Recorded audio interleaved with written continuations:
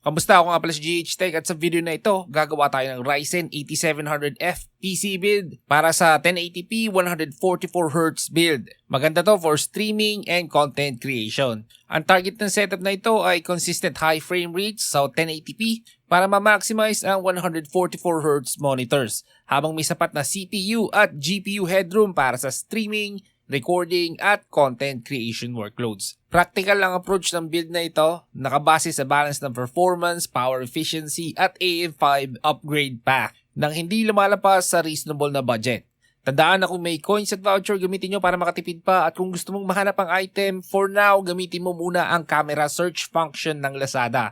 That said, ano pang hinihintay natin? Let's do this. Sa processor, gagamit tayo ng Ryzen 7 8700F. Isang 8-core 16-thread Gen4 CPU na may 65 watts TDP. Para sa 1080p 144Hz gaming, mas CPU dependent ang performance kumpara sa 1440p. Kaya mahalaga ang strong single-core at multi-core capability nito. Ang extra cores ay may silbi kapag sabay ang gaming, streaming at background tasks tulad ng encoding o recording software. Para sa CPU cooling, gagamit tayo ng in-place CView 360mm AIO. Hindi naman demanding sa power ang 8700F, pero sa high refresh rate gaming at streaming, mas tumataas ang sustained CPU load.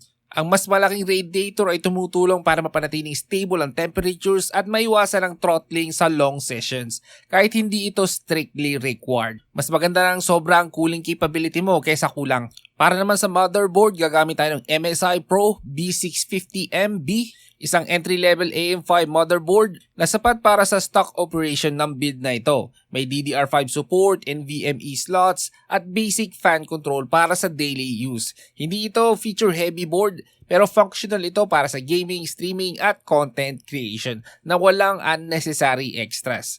Sa memory, gagamit tayo ng 16GB DDR5 4800 megatransfers. Gagamit tayo ng dalawang 8GB na sticks. Ito ang practical na minimum sa 1080p high refresh rate gaming na may kasabay na streaming. Kayang i-handle ang typical gaming at OBS setup. At may option naman na mag-upgrade to 32GB sa future kung bababa ang presyo ng RAM. Ngayon, ang graphics card na gagamitin natin ay ang ASRock Radeon RX 9060 XT Steel Legend 16GB. Para sa 1080p 144Hz, kaya nitong mag-deliver ng mataas at stable na frame rates sa karamihan ng modern games, lalo na sa competitive at esport titles. Ang 16GB VRAM ay may advantage sa newer games at sa content creation task na gumagamit ng high-resolution assets, kahit na mas GPU light ang target resolution. Sa storage naman, hiwalay ang OS at games. Meron tayong 240GB King Spec SSD para sa operating system at basic applications. Para sa games at active files, gagamit tayo ng Western Digital Blue NVMe Gen4 SSD na 1TB para sa faster loading times at mas responsive na game launches. Nire-recommenda rin ang paggamit ng NVMe heatsink tulad nitong Orico M.2 heatsink para maiwasan ang thermal throttling. Kapag nag-overheat ang NVMe drive, posibleng bumagal ang performance o mag-cause ng instability na pwedeng makaapekto sa gaming at recording. Baka hindi mo rin mabuksan yung storage. Ilang beses nang nangyari sa akin to pagka nag-gaming ako using yung Gen4 na NVMe SSD. Napansin ko na ang taas ng temperature, so nilagyan ko ng heatsink, ayun, okay na.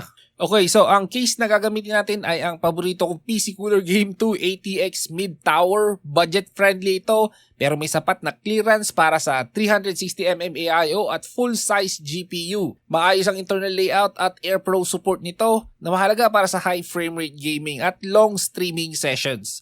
Para sa power supply, gagamit tayo ng Deepcool PFX 700W PSU. May sapat itong headroom para sa current components at future upgrades. Hindi ito premium class PSU, pero sapat ang capacity nito para sa build na ito basta maayos ang power source at cable management. And as always, dagdagan pa natin ng apat na 120mm generic case fans para sa airflow. Simple ang mga ito at walang RGB lighting. Pwede kang bumili ng RGB lighting kung gusto mo. Sa kabuuan ng build na ito ay isang 1080p 144Hz gaming setup na well-suited din para sa streaming at content creation. Gamit ang AM5 platform na may clear upgrade path. Ang focus ay high frame rate stability, multitasking capability, at practical component choices kesa sa overkill na specs. Kung pagsasama-samahin natin ang presyo ng lahat ng parts, lalabas ang total na nasa approximately 68,556 pesos. So around 70,000. Pwede pa itong bumaba depende sa vouchers at discounts